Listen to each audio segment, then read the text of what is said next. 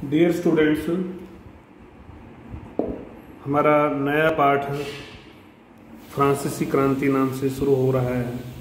Lesson third, video first.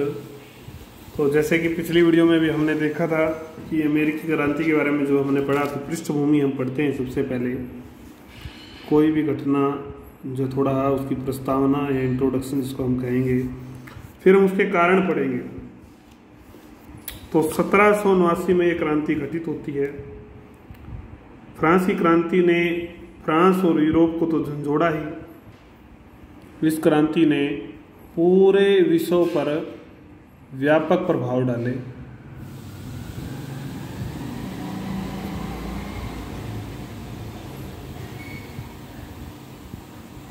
ये भी अमेरिकी क्रांति की तरह विश्व के लिए एक युगांतरकारी या युगांतकारी घटना थी।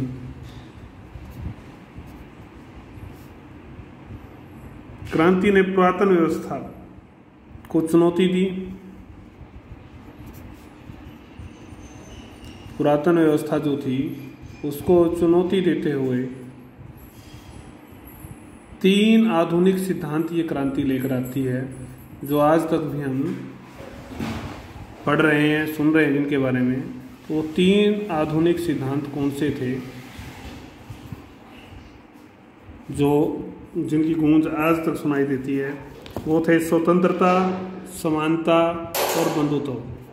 कौन से थे? स्वतंत्रता, समानता और बंधुत्व। बंधुत्व, भाईचारे की जो भावना है वो बंधुत्व को मूर्त रूप देने का इन्होंने प्रयास किया।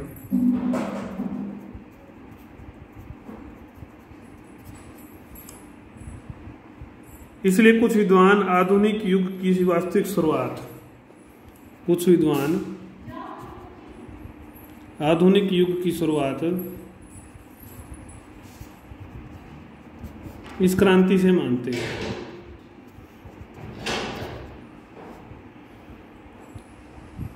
स्वतंत्रता के आदर्श को अपनाते हुए इस क्रांति ने इस सिद्धांत पर बल दिया कि सत्ता ऊपर से नहीं, सत्ता ऊपर से नहीं, बड़े लोगों से नहीं, बल्कि नीचे से आती है, जनता से आती है। अर्थात जनता नीचे से ऊपर उठकर ऊपर की ओर जाती है। यह जो सिद्धांत था, जो अब तक देवीय सिद्धांत चला आ रहा था, उसको उसने उसके प्रति विद्रोह था, उसको तोड़ा था, उसके लिए चुनौती था। क्रांति ने समानता के सिद्धांत की घोषणा में कुलीन वर्ग के जो विशेषाधिकार थे उनको चुनौती दी थी। इस बात पर जोर दिया कि कानून के सबक सभी मनुष्य समान है। बंधुत्व का जो संदेश था, देश के लोगों के बीच राष्ट्र प्रेम तथा आपसी सौहार्द की भावना का प्रतीक था। इन तीनों ही आदर्श ने, जो तीनों ही आदर्श थे, इन्होंने मानव मात्र का गौरव और सम्मान बढ़ाया था। तो वस्तुतः ये प्रेरणा स्रोत बनी ये क्रांति, और मानव का जिसने गौरव बढ़ाया, ऐसी क्रांति को प्रेरित करने वाले जो कारण हैं उनके बारे में हम पढ़ेंगे। तो इतिहासकारों ने इसके ऊपर काफी काम किया है, इस क्रांति के ऊपर। और इसमें 18वीं शताब्दी से लेकर अब तक के जो है काफी इतिहासकार इसमें शामिल हैं। हालांकि इनमें मतभेद हैं। कुछ इतिहासकारों ने फ्रांस की पुरातन व्यवस्था को क्रांति की उत्पत्ति का मूल कारण बताया। कुछ लोगों ने पुरातन व्यवस्था को मूल कारण बताया, और पुरातन व्यवस्था को अंग्रेजी में जो कहते हैं, या ओल्ड रिजाइम या आसिया रिजिम, और किसी भाषा में कहते होंगे, उनका कहना है कि फ्रांस की पुरातन व्यवस्था राजनीतिक निरंकुश था, शासक निरंकुश था। जो राजनीतिक निरंकुशता थी, अराजकता थी प्रशासनिक, गंभीर सामाजिक असमानता थी, और जन सामान्य का आर्थिक जो शोषण था, ये उसका पर्यायवाची थी ये व्यवस्था। क्रांति की बीज इसी व्यवस्था में छुपे हुए थे। क्रांति के जो बीज थे वो इसी अव्यवस्था में थे। अब उनको अनुकूल, जैसे ही उनको अनुकूल परिस्थिति मिली, उर्वर भूमि मिली, मतलब ये भूमि जो परिस्थितियां बनती है, तो वो अंकुरित हो जाते हैं बीज और क्रांति हो जाती है। इन इतिहासकारों में कौन कौन है? विलियम डोयल, जॉर्ज लेफेब्रे, लियो गर्शाय आदि के नाम मुख्य हैं। इन इतिहासकारों ने राज्य की विफलता और निरंकुश शासकों की अयोग्यता का भी विवेचन इन लोगों ने किया है। कुछ इतिहासकारों ने, कुछ ने ऐसे नई होगी, क्रांति में दार्शनिकों का योगदान तथा तत्कालीन समय में जो दार्शनिक थे या उनके द्वारा जो वैचारिक पृष्ठभूमि तैयार की गई थी, इसको कारण माना है। इनमें कौन कौन है? पीटर कैंपबेल, जॉर्ज लेफेब्रे इसमें भी शामिल हैं, एलेक्स तोकेविल आदि के नाम प्रमुख हैं। लेफेब्रे ने क्या कहा? यद्यपि कारक तो बहुत सारे थे, कारक कई थे, परंतु इसके पथ प्रदर्शन के लिए सिद्धांत प्रबोधन ने ही प्रदान किए। सिद्धांत किसने दिए? प्रबोधन मतलब जो बुद्धिमता वर्ग था, सिद्धांत उसी ने दिए।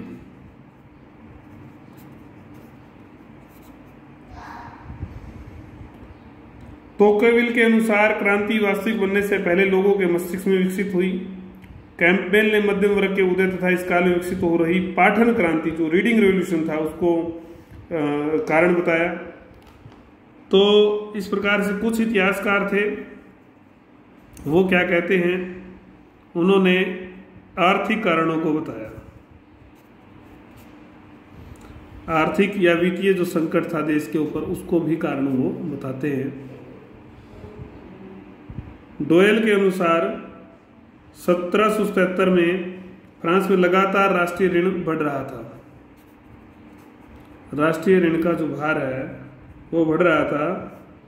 सप्तवर्षीय युद्ध तथा अमेरिकी स्वतंत्रता संग्राम में फ्रांस की सहभागिता ने इस स्थिति को विस्फोटक बना दिया था।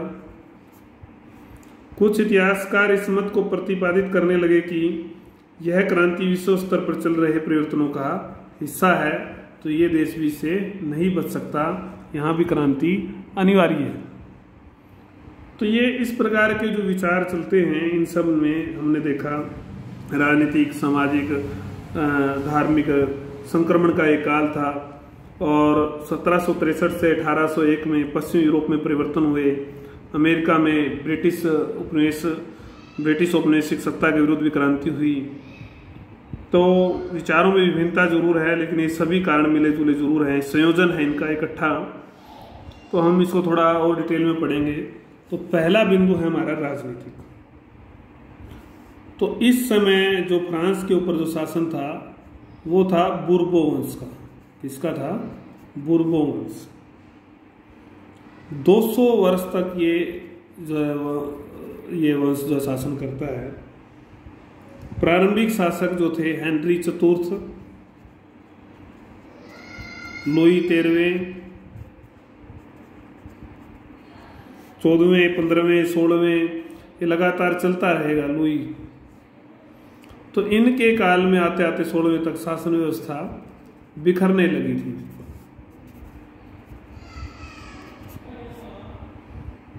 राज्य विफलता की कगार पर पहुंच गया। फ्रांसीसी समाज में ऐसी परिस्थितियों और ऐसी शक्तियों का उदय होता है जिन्होंने क्रांति को लाने में मदद की। तो बुर्बो वंश के शासकों के उत्तरदायी को निम्नलिखित रूप से हम स्पष्ट करेंगे। इसमें लुई 14वें की निरंकुशता हम पहले पढ़ेंगे, फिर 15वें की और फिर 16वें की अयोग्यता। तो ये 3 शासकों के बारे में अगर हम पढ़ लेंगे तो ये वीडियो हमारी पूर्ण हो जाएगी। 14वें की निरंकुशता। तो बुर्बो वंश के जितने भी शासक थे वो निरंकुश थे, स्वेच्छाचारिता थे उनके अंदर, मतलब अपनी इच्छा को ही वो सबसे बड़ी मानते थे और कोई मतलब नहीं था उनको। तो यही जो दोनों कारण थे, स्वेच्छाचारिता और निरंकुशता, ये बड़ा कारण था इस क्रांति का। वो लोग देवीय सत्ता में विश्वास रखते थे कि परमात्मा ने उनको ये अधिकार दिए हैं, ईश्वर की इच्छा से वो शासन कर रहे हैं, न कि आम आदमी या किसी के कारण से, जनता की इच्छा से कोई शासन नहीं थे। तो यह जो निरंकुशता थी ये पराकाष्ठा पर पहुंच गई थी इसके काल में, लुई 14वें के काल में। शासनकाल से ही, इसके शासनकाल से ही फ्रांस के राजनीतिक रंगमंच पर इसका नंगा नाच हो रहा था निरंकुशता का। किस तरह से हम निरंकुशता को समझेंगे अभी। उसने कहा, क्या कहा कि मैं ही राज्य हूं, इतना बड़ा हो गया वो, मैं ही राज्य हूं, ऐसा भी उसने कहा। ये कथन आप याद कर लें, किसने कहा। ऐसा कहकर उसने अपनी सत्ता का खुला ऐलान किया और इसने क्रांति का जो है बीज रोप दिया उसके इस प्रकार के ऐलान में। यद्यपि लुई 14 एक बहादुर था, योग्य था, लेकिन उसने फ्रांस को युद्धों में झोंक डाला कि इसमें जो खर्च हुआ उस खर्चीली प्रवृत्ति के कारण से या और अन्य कारणों से दिवालियापन जो है हो गया एक प्रकार से। इस दिवालियापन की कगार पर जो है उसको पहुंचा दिया फ्रांस को इसने, इसकी नीतियों ने। फ्रांस की जनसंख्या भी जो है 190 लाख से घटकर, मतलब काफी लोग मारे गए इन युद्धों में, जनसंख्या घट गई।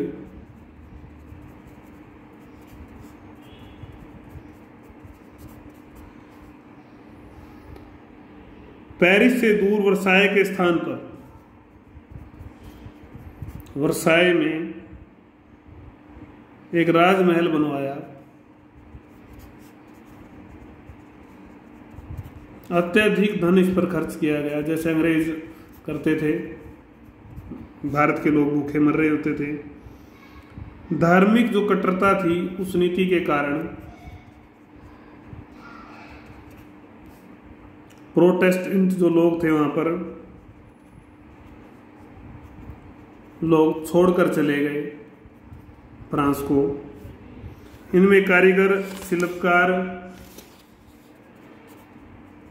व्यापारी, सब प्रकार के लोग थे। तो इस सारे काल में जनता जो है पीड़ाओं से भर गई थी, युद्ध की और महामारियों की, अन्य यातनाओं से डरी हुई थी। लुई 14वें अपने 72 वर्षों के राज्यकाल के बाद मृत्यु को प्राप्त होता है तो जनता खुशी से झूम उठी और ईश्वर को धन्यवाद दिया।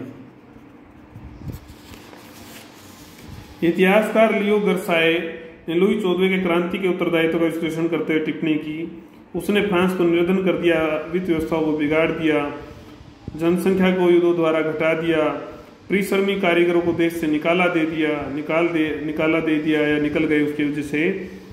तो ये सब लोग विद्रोह के लिए, जो भी वर्ग बचे विद्रोह के लिए तैयार हो जाते हैं।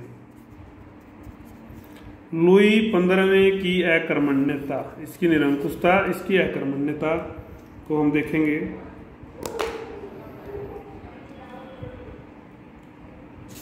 तो ये पड़पोता था, ये क्या था? पड़पोता था इसका, लुई 14वें का। इस पड़पोते ने क्या किया? 5 वर्षीय उत्तराधिकारी लुई लेटे हुए 5 वर्षीय सलाह दी, इसको सलाह देता है लुई 14वें मेरे बच्चे, तुम अपने पड़ोसियों के साथ शांति से रहने का प्रयास करना।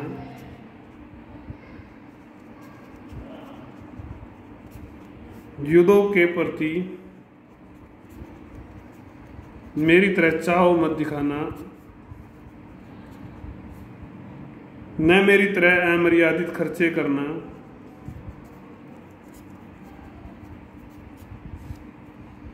मतलब इसको पछतावा तो था, और कुल मिलाकर फिर कहा जनता का ध्यान रखना, ये सलाह उसने दी।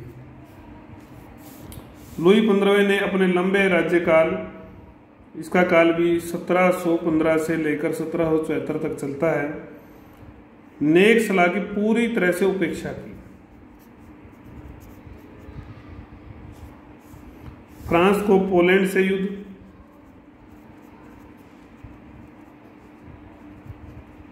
जो 1733 से 38 तक चलता है, ऑस्ट्रिया से उत्तराधिकार का युद्ध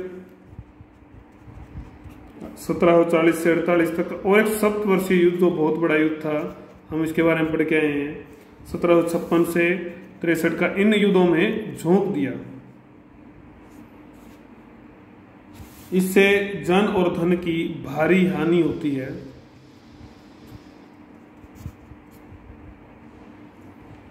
दूसरा यह भी उल्लेखनीय कि लुई 15वां एक अकर्मण्य व्यक्ति था। अकर्मण्य कोई कर्म का नहीं था।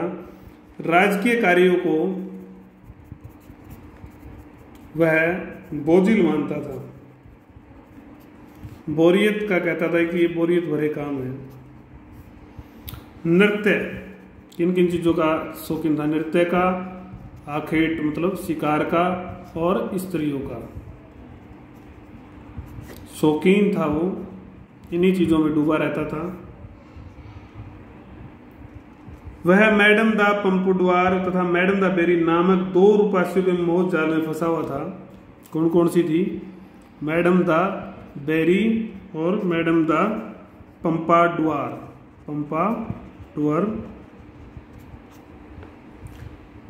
वह इन दोनों पर न केवल धन्य उच्चार करता था, बल्कि राजनीतिक मामलों में भी इनकी छिछली मतलब घटिया जो सलाहें थी उनको भी मानता था।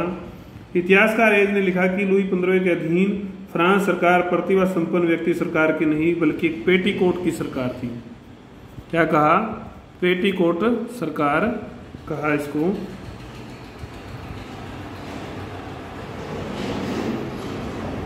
हेज ने इसी तरह से अलग अलग लोगों ने अलग अलग इसके बारे में कहा। एक अन्य घटना क्या घटती है? पेरिस की पार्लेमा और सम्राट के बीच झगड़ा उत्पन्न हो जाता है।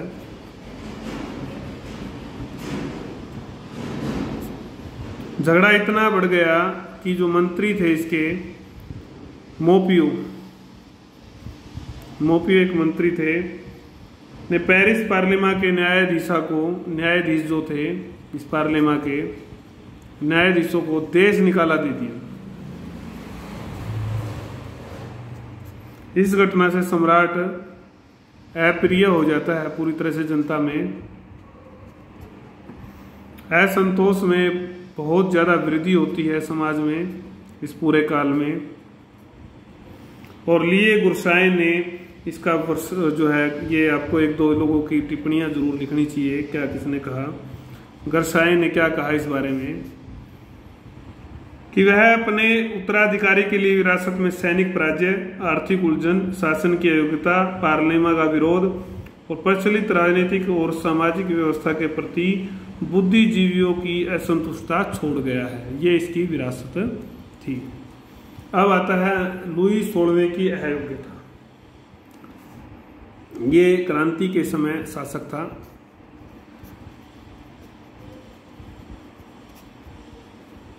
सत्ता ग्रहण के समय उसकी आयु 20 वर्ष थी। वो पहले वाला 5 वर्ष का बना था। अच्छे आचरण व नेक व्यक्तित्व के कारण ये माना जाता है कि वह सुधार सकेगा, ऐसा माना लोगों ने इसका नेक और अच्छे आचरण की वजह से। परंतु यह बात न केवल स्वप्न साबित हुई, बल्कि अवस्थाओं के विपरीत रही बिल्कुल।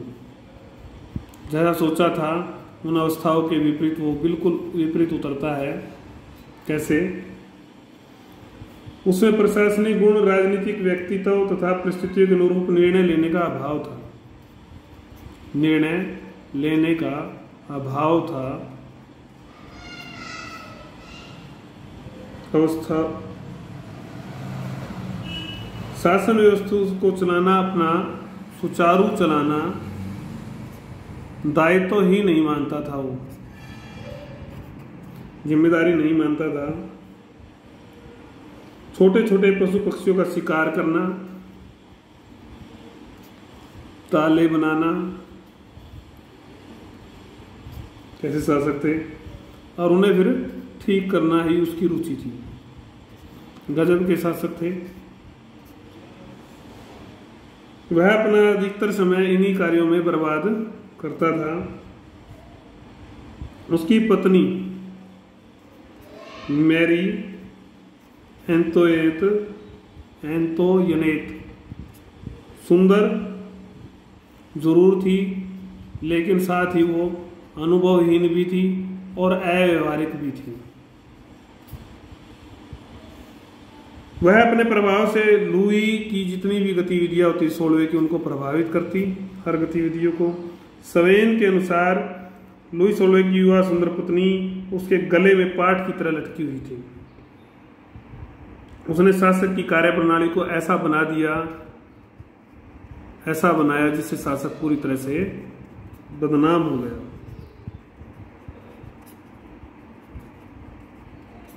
तो ये उसने किया और आर्थिक संकट राज्य में बढ़ता ही चला गया।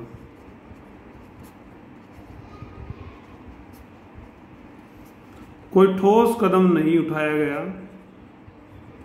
इन चीजों को ठीक करने के लिए, बल्कि बार बार वित्त मंत्री ही बदले इसमें,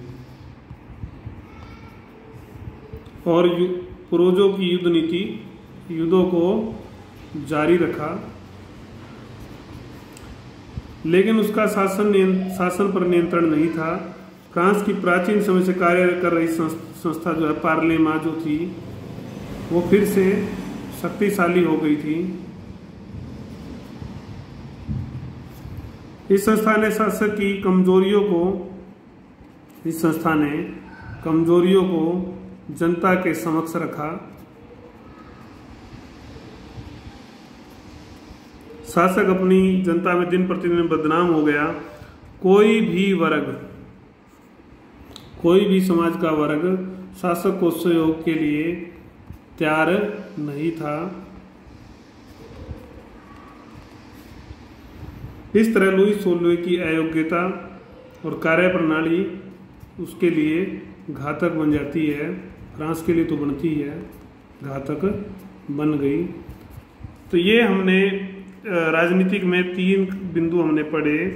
उसके बाद हम राजनीतिक में ही अगली जो वीडियो होगी हमारी, उसमें 2 और कारणों को देखेंगे।